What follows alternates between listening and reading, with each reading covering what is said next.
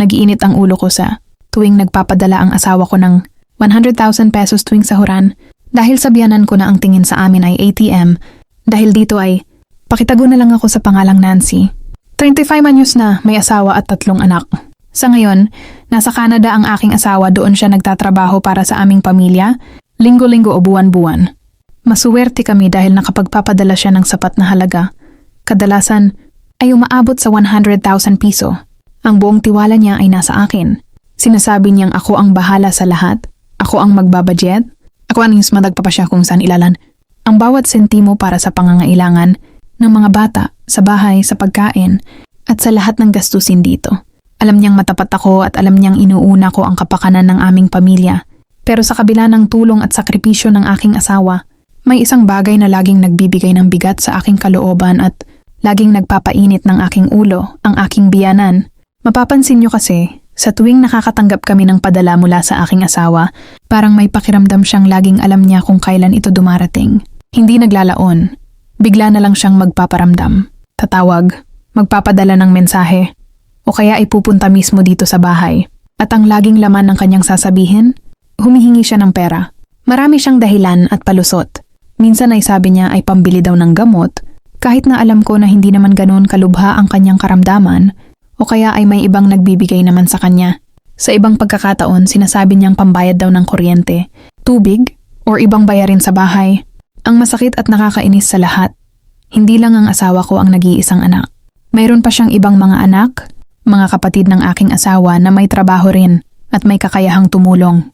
Pero bakit kaya? Bakit parang kami na lang laging ang inaasa niya? Bakit parang kami na lang ang laging pinapasan?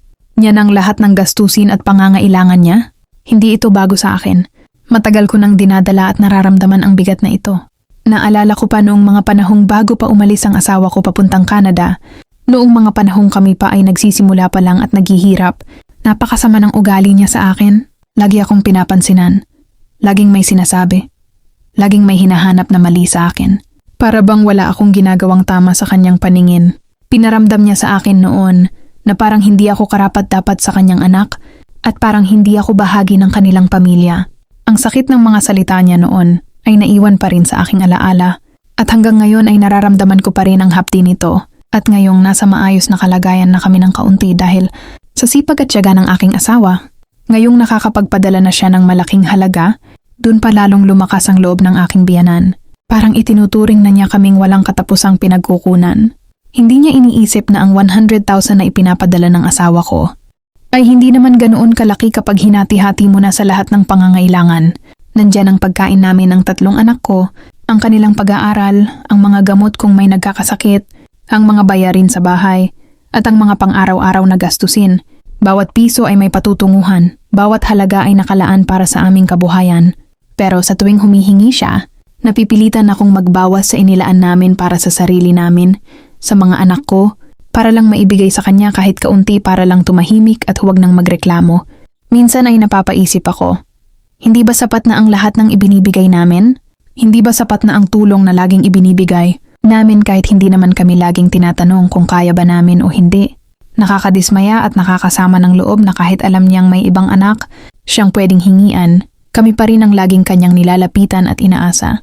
Parang nakakalimutan niya na ang perang yon ay galing sa pawis at pagod ng asawa ko, na malayo sa amin, nangungulila, at nagtatrabaho ng marangal para lang mabigyan kami ng maayos na buhay. Kahit na masakit at nakakainis, bilang mapagpasensya at respetadong manugang, hanggang ngayon ay nagbibigay pa rin ako, pero sa loob-loob ko, punong-puno ako ng hinanakit.